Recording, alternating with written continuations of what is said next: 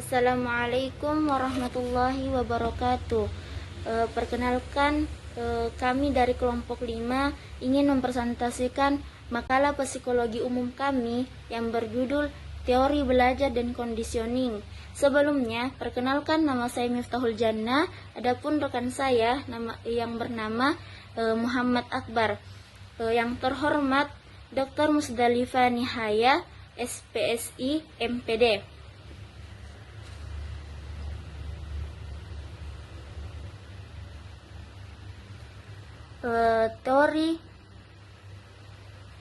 Teori belajar dan conditioning. Apa itu teori belajar? Teori belajar adalah kumpulan konsep dan prinsip yang menjelaskan bagaimana seseorang memperoleh pengetahuan, keterampilan, nilai, dan sikap melalui proses belajar. Yang pertama itu teori belajar klasikal. Pembelajaran klasikal adalah model pembelajaran yang dilakukan oleh guru dan siswa dalam kelompok besar, yaitu seluruh siswa dalam kelas bekerja sama untuk melakukan kegiatan diskusi, tanya jawab. Dalam model pembelajaran klasikal, guru mengatur dan menentukan seluruh jalannya kegiatan pembelajaran seperti jumlah materi yang diajarkan, urutan materi pelajaran, kecepatan guru mengajar. Pembelajaran klasikal menurut para ahli. Dan menurut para ahli, menurut Aunur Rahman, model pembelajaran klasikal lebih menitik beratkan pada peran guru dalam memberikan informasi melalui topik yang disampaikan. Model pembelajaran klasikal menggunakan pembelajaran di kelas dalam proses pembelajarannya. Di sisi lain, menurut Dimyati dan Mujiono, pembelajaran di kelas melibatkan dua kegiatan sekaligus. Dan yang kedua itu teori belajar operan. Teori pengkondisian operan dikenalkan oleh B.F. Skinner. Teori ini berfokus pada bagaimana konsekuensi dari perilaku dapat mempengaruhi frekuensi perilaku tersebut. Penguatan positif seperti memberikan hadiah untuk perilaku yang baik atau hukuman untuk perilaku yang buruk adalah contoh aplikasi praktis dari teori ini dalam kehidupan sehari-hari. Pengkondisian operan diterapkan di sekolah dan di rumah melalui sistem hadiah dan hukuman yang bertujuan meningkatkan disiplin dan motivasi. Dan adapun yang ketiga yaitu teori belajar observasional. Apa itu teori belajar observasional? Teori ini yang banyak dipelajari melalui eksperimen. Albert Bandura menyatakan bahwa individu belajar dengan meniru perilaku orang lain. Misalnya, anak-anak belajar banyak perilaku sosial dengan mengamati orang dewasa, teman-teman sebayanya. Pengaruh media sosial dan televisi dalam membentuk perilaku remaja juga menjadi salah satu contoh aplikasi teori ini dalam konteks modern. Menurut Jerome Bruner, belajar adalah proses penting yang mempengaruhi pertumbuhan manusia sepanjang hidupnya. Terdapat 3 fase inti dalam pengaplikasian teori belajar dalam kehidupan sehari-hari, yaitu yang pertama itu enektif, yang kedua ikonik, dan yang ketiga simbolik. Apa itu enektif? Enektif adalah siswa belajar melalui tindakan fisik. Sedangkan kalau ikonik itu siswa menggunakan gambar mental atau representasi visual untuk memahami informasi. Dan yang ketiga itu simbolik. Apa itu simbolik? Simbolik itu siswa menggunakan tanda atau simbol seperti bahasa untuk memahami berbicara tentang konsep. Dan bagian kedua itu aplikasi teori belajar dalam kehidupan sehari-hari. Teori belajar dapat diterapkan dalam kehidupan sehari-hari dengan berbagai cara. Yang pertama itu belajar melalui pengalaman. Melibatkan diri dalam aktivitas langsung seperti memasak atau berkebun. Memungkinkan kita belajar dari kesalahan dan keberhasilan. Dan yang kedua, belajar sosial atau bisa disebut social learning. Mengamati dan meniru perilaku orang lain seperti teman dan mentor bisa membantu dalam mempelajari keterampilan baru.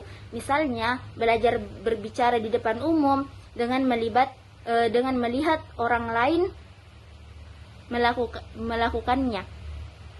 Dan yang ketiga itu teori kognitif. Apa itu teori kognitif? Menggunakan teknik seperti mind mapping atau pemetaan konsep untuk mengorganisir informasi dapat membantu meningkatkan pemahaman dan ingatan, misalnya saat belajar untuk ujian.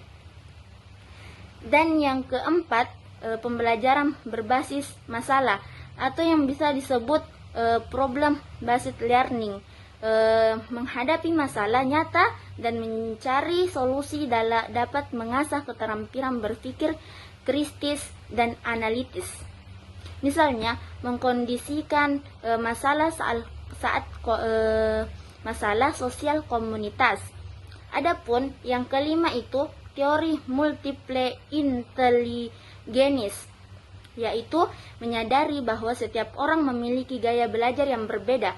Kita bisa menyesuaikan metode belajar kita dengan kecenderungan masing-masing, seperti menggunakan musik untuk belajar bahasa.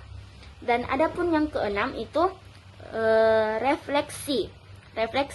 Menghabiskan waktu untuk merenungkan pengalaman sehari-hari dapat membantu kita memahami apa yang telah dipelajari dan bagaimana cara menerapkannya di masa depan. Dengan menerapkan teori-teori ini, kita bisa meningkatkan efektivitas belajar dalam kehidupan sehari-hari. Mungkin cukup sekian presentasi dari saya. Saya serahkan kepada rekan saya. Kepadanya dipersilahkan. Baik, sebelumnya saya berterima kasih kepada dosen pengampu Ibu Musdalifah Nihaya. Saya akan melanjutkan pemakaran makalah di bagian prinsip-prinsip penguatan dan hukuman. Penguatan adalah sebuah motivasi bagi seseorang yang sedang melemah, bagi seorang yang membutuhkan pegangan kuat bagi dirinya ketika dia sedang berada di titik terendah. Adapun tipe-tipe penguatan yaitu penguatan positif. Penguatan positif adalah beberapa stimulus atau kejadian yang bila mana ditampilkan akan meningkatkan atau memelihara kekuatan respon. Kemudian yang kedua yaitu penguatan negatif. Penguatan negatif adalah beberapa stimulus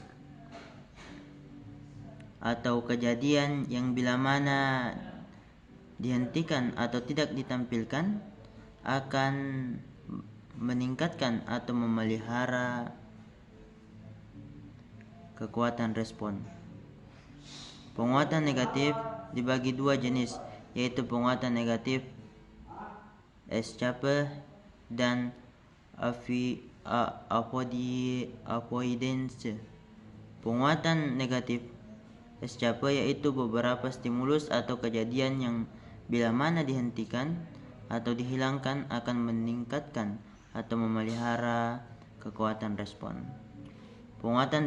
Kemudian kita beralih ke penguatan primer versus sekunder. Penguatan primer adalah stimulus atau kejadian yang meningkatkan atau memelihara kekuatan respon organisasi secara otomatis. Penguatan sekunder adalah stimulus atau kejadian yang dapat meningkatkan atau memelihara kekuatan respon organisasi. Penguatan di pengkondisian klasikal. Penguatan di pengkondisian klasikal adalah penguatan yang keempat, berupa stimulus yang tidak dikondisikan atau unconditioned stimulus atau singkatannya UCS. Hal tersebut Berbeda dengan pengkondisian instrumental dan modeling, di mana stimulus atau kejadian yang menyertai atau mengikuti respon organisme adalah penguatan.